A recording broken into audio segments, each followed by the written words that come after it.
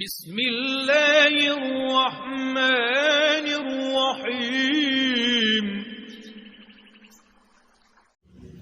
وَيَسِّرْ لِي أَمْرِي وَاحْلُلْ عُقْدَةً مِّن لِّسَانِي يَفْقَهُوا قَوْلِي صلی اللہ علی حبیبہ سیدنا محمد وآلہ وأصحابہ وسلم۔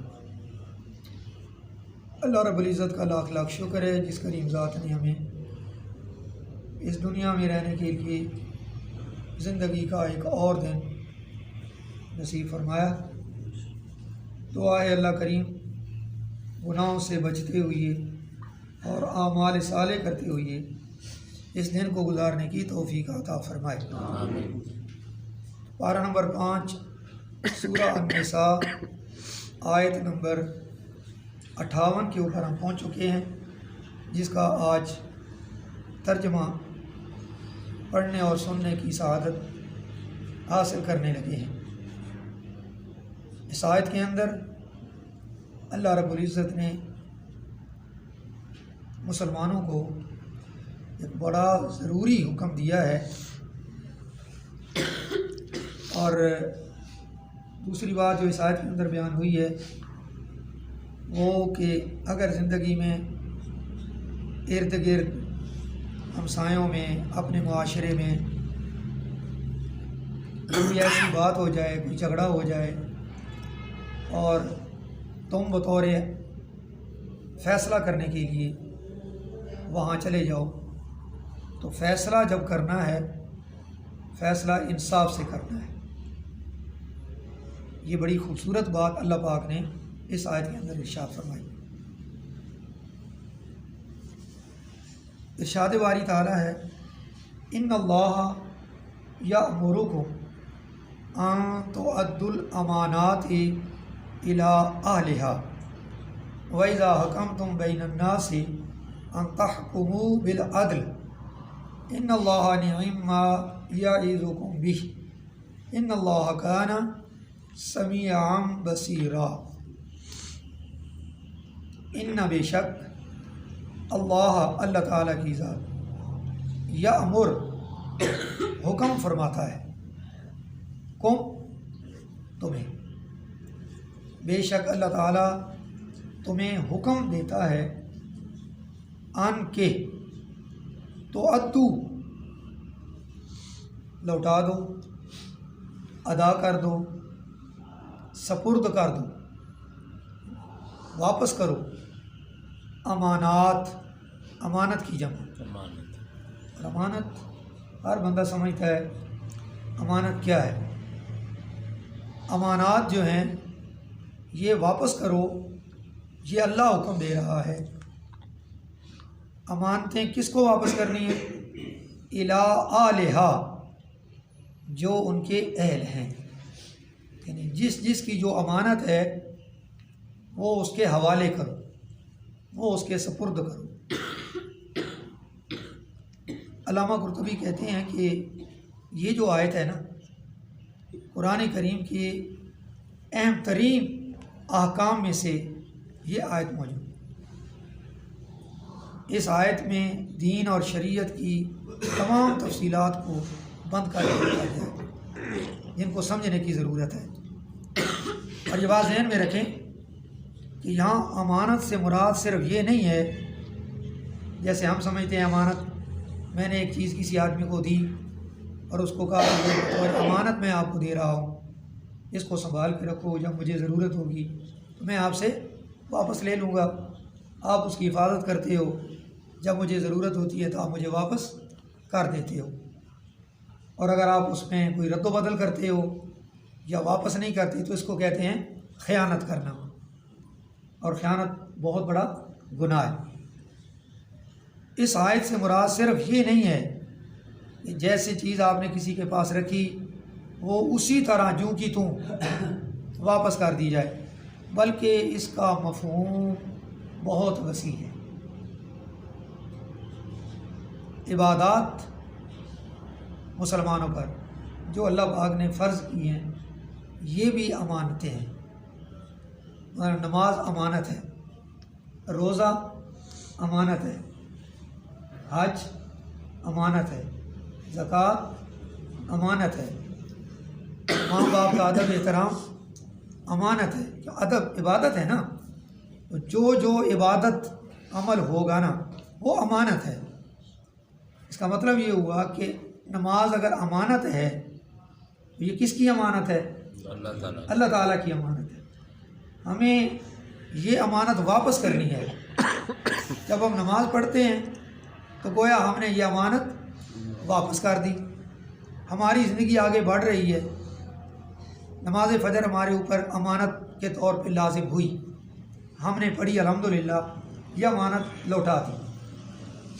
اب آنے والی ظہر ہمارے اوپر ابھی امانت بن کے نہیں آئی، جب ظہر کا وقت آئے گا تو وہ امانت بن جائے گی، اس کو لوٹانا ضروری ہو جائے گا۔ تو اس طرح جو نماز ہماری زندگی میں آتی جائے گی وہ امانت بنتی جائے گی، اور جو مسلمان خوش نصیب اس کو پڑھتا جائے گا گویا وہ امانت واپس کر رہا ہے، اور جو نہیں کر رہا، جو نہیں پڑھ رہا، گویا وہ امانت واپس نہیں کر رہا۔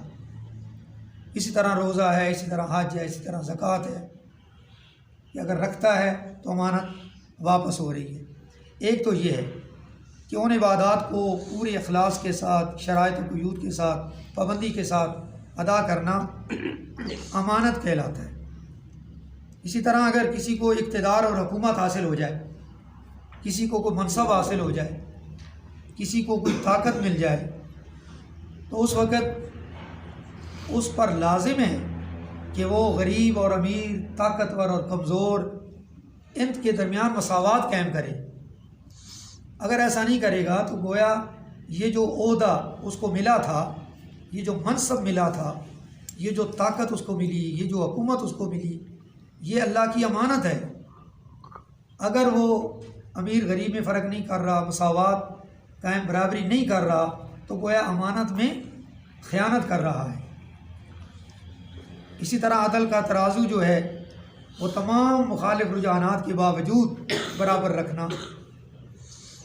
حکومت کا کوئی عہدہ مل گیا تو کنبہ پروری، دوست نوازی کی بجائے صرف اہلیت اور قابلیت کو معیار بنائے، یہ امانت ہوگی، یہ اس حکم میں داخل ہوں گے۔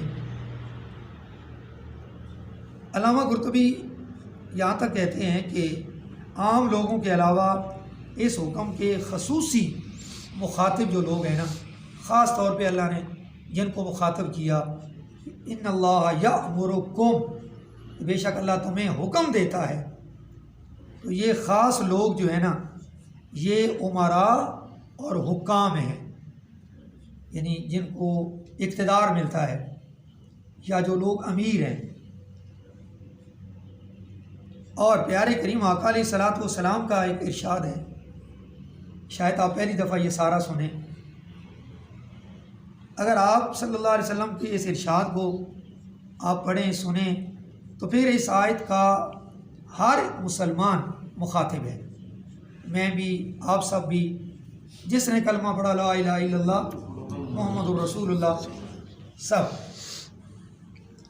حدیث شریف کے الفاظ یہ ہیں، کلکم رائن۔ ہم سکول، کالجز، یونیورسٹی، وہاں جو اسلامیات کی بک پڑھاتے ہیں نا، تو وہاں یہ حدیث موجود ہے، لیکن وہاں صرف اتنی ہے، کلکم رائن وکلکم مسئول عن رعیتہ، بس۔ لیکن ابھی جو آپ حدیث سننے لگے ہیں یہ پوری حدیث ہے۔ فرمایا کلکم رائن وہو مسئول عن رعیتہ، فالامام رائی وہو مسئول عن رعیتہ، والرجل رائی علی آلہ وہو مسئول عنہم، والمرأۃ راعیۃ علی بیت زوجہا وہی مسئولۃ عنہا۔ پیارے کریم آقا علیہ الصلوۃ والسلام فرماتے ہیں، تم میں سے ہر شخص اپنے مرتبہ کے لحاظ سے پاسبان ہے اور جواب دہ ہے۔ مثلا کلکم رائن، تم میں سے ہر آدمی رائن ہے۔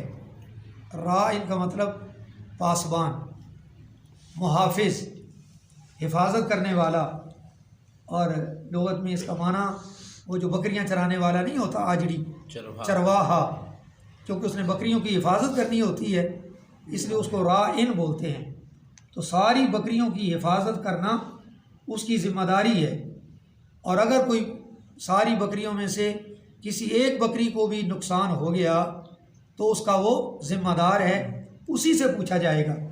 یہ نہیں ہے کہ کوئی کمزور بکری ہے، طاقتور بکری ہے، خوبصورت ہے تو اس کا نقصان ہو جائے تو اس سے پوچھا نہ جائے، وہ ذمہ دار ہے۔ وَهُوَ مَسْئُولٌ عَنْ رَعِيَّتِهِ، تم میں سے ہر آدمی نگہبان ہے، ہر آدمی چرواہا ہے، تم میں سے ہر آدمی محافظ ہے، اور وہ اپنی رعیت کے متعلق جواب دہ ہے۔ رعیت کون ہے؟ جو اس کے نیچے اس کے ماتحت لوگ جو ہیں چل رہے ہیں، وہ اس کی رعیت ہیں۔ اب اگر اوپر سے نیچے آئیں تو بادشاہ وقت وہ راعٍ ہے، اور پوری رعایا سارے لوگ، چاہے اس ملک کے اندر مسلمان ہیں، غیر مسلم ہیں، امیر ہیں، غریب ہیں، یہ سارے اس کی رعیت ہیں، اور وہ سب کا ذمہ دار ہے۔ اگر اس پوری سلطنت میں کسی آدمی کو کوئی پریشانی ہوگی، تکلیف ہوگی، اور وہ اس تکلیف میں اس دنیا سے چلا جائے گا، بروز قیامت اس سربراہ سے، اس وزیر اعظم سے، اس صدر سے جو اس سلطنت کا مالک ہے، وہ جواب دے، اس سے پوچھا جائے گا۔ اسی لیے تو حضرت عمر فاروق رضی اللہ تعالیٰ عنہ نے یہی تو نہیں فرمایا تھا کہ اگر نہر فرات کے کنارے کوئی کتا مر گیا میرے دور حکومت میں تو قیامت کے دن عمر اس کا بھی جواب دے۔ یہ بات اسی طرح نہیں چلتی، نبی پاک صلی اللہ علیہ وسلم کا فرمان ہے۔ اور پھر نیچے آ جائیں، صوبے کا وزیر اعلیٰ، وہ صوبے کا راعٍ ہے، تو پوری صوبے کی جو رعایا عوام، وہ اس کی رعایا اور وہ جواب دہ ہے۔ پھر نیچے آ جائیں ڈسٹرکٹ لیول کے اوپر، کمشنر یا جو بھی، پھر نیچے آ جائیں تحصیل لیول کے اوپر، پھر نیچے آ جائیں یونین کونسل لیول کے اوپر، جو کونسلر وہ بھی راعٍ بنتا ہے۔ پھر اس سے نیچے آ جائیں خاندان کا سربراہ، وہ راعٍ ہے، اور اس کے نیچے جو لوگ ہیں وہ ان کا راعٍ، اور ان کے متعلق پوچھا جائے گا۔ پھر اور نیچے آ جائیں، ہر گھر ایک سلطنت ہے، اور اس ہر گھر کا جو وزیر اعظم ہے وہ مرد ہے، وہ راعٍ ہے، اس کے نیچے اس کی بیوی ہے، اس کے بچے ہیں، اس کی بیٹیاں، اس کے بیٹے، اور اگر بہن بھائی وہاں پہ ہیں تو ان کے متعلق اس سے پوچھا جائے گا۔ تو یہ سارے کیا بنے؟ راعٍ۔ اور آگے وضاحت کیا ہے؟ فرمایا فالامام راعٍ، امام جو ہوتا ہے وہ بھی راعٍ ہے۔ اگر میں ہوں تو اللہ نے مجھے ایک منصب دیا، میں یہاں راعٍ کی حیثیت رکھتا ہوں، اور میرے جتنے نمازی ہیں، میرے مقتدی، یہ میرے نیچے جو میرے پیچھے نماز پڑھنے آتے ہیں، میرے پاس آتے ہیں، کل بروز قیامت ان کے متعلق مجھ سے پوچھا جائے گا، میں نے ان کو کیا بتایا، میں نے ان کی اصلاح کیسے کی، میں نے ان تک کون کون سی باتیں پہنچائیں۔ تو میں راعٍ بن گیا، آپ میری رعیت بن گئے۔ وَهُوَ مَسْئُولٌ عَنْ رَعِيَّتِهِ، امام اپنی رعیت کے متعلق جواب دہ ہے۔ وَالرَّجُلُ رَاعٍ عَلَىٰ آلِهِ، اور آدمی اپنے گھر میں، مرد، رجل آدمی، مرد اپنے گھر میں راعٍ ہے۔ وَهُوَ مَسْئُولٌ عَنْهُمْ، اور وہ اپنے گھر والوں کے متعلق جواب دہ ہے۔ وَالْمَرْأَةُ رَاعِيَةٌ، اور جو بیوی ہے وہ بھی نگہبان ہے۔ راعیہ وہ کس چیز کی نگہبان ہے؟ علی بیت زوجہا، اپنے شوہر کے گھر کی، اس کے شوہر کا جو گھر ہے نا، اس گھر کی ذمہ دار بیوی ہے۔